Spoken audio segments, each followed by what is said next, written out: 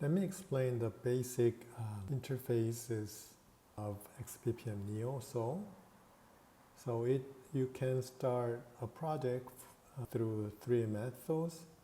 The first method is to start a project from blank project like this, or you can start a project by looking at a sample project. And after learning how it is structured, you can start your own project, or you can open an existing project like this in various formats. If you don't know how to use it, you can click Help button, and it explains how to use it, including the thing that I have just explained. So let me explain the basic interface of xPPM neo-Seoul using a sample project.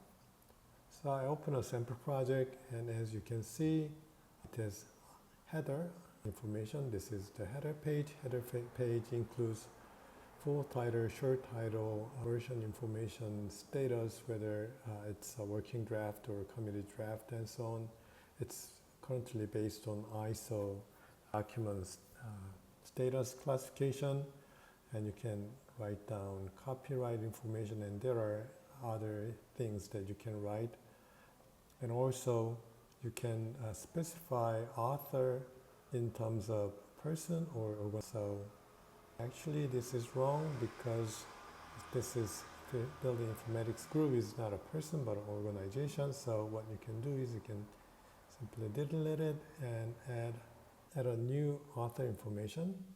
And if you revise it, you will have modification history. You can add modification history and add some explanation about what happened, what has been changed.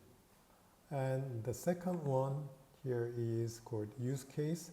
So use case has purpose, aim, and scope, and you can write down these things, and also you can add an image by clicking a plus button. And the second one is how it is used. In the different one is NBIM's US beam use classification, and you can see various types of beam uses. We already have estimate cost and quantify windows as uses of this IDM. So what this means that this describe data exchanges or data requirements, information requirements required for window cost estimation or quantity takeoff generation. And also it describes the process in more detail. In the summary, you can, by dragging this part, you can elongate the text box. And if it is international one, then you can choose this one, but of course you can specify specific target regions. The language can be written in any languages, but you need to specify which language you are using. You can describe benefits and limitations. And there are optional fields such as scope keywords and references. And this cost estimation process describes information exchange between architect and cost estimator. So in this case, if you change anything from here, so instead of cost estimator, you can say just estimator, then the change will be reflected here. And you can also say cost estimator, and then this change will be reflected on the diagram, process map. And you can also have a third one. I think this has not been reflected here, so I'll simply delete it. The difference between, I'm going to explain this when I explain BPMN, the process map function, but the difference, you can also add a swim lane here, and the difference between having the sub swim lanes versus the separate swim lane. I'm sorry, to undo this. To undo this, you can simply click Ctrl Z, like many other applications. And you have the project stages, and this is for design and production stages. But you can also use other project stages such as US project stages or REBA project stages. And the third one describes the exchange requirements, and each one of these maps to these data objects. So let me go back, and it shows which one is which. And if you want to look at specific information units in each one of these, so here in any case you must have only one root exchange requirement, ER, and the top one is called ER window cost IDM, and it has 3 sub ERs. There can be multiple sub ERs. ERs can have ERs, but ER does not allow an empty ER. So it must have at least one information unit and for ER.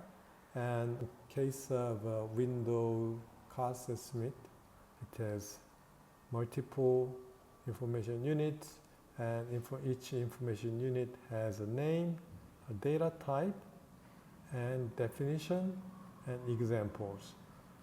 Optionally, you can map it to information unit to a specific external items, and you can map it to IFC 4x3 add to elements or CityGML, uniformat, omniclass, or master format items.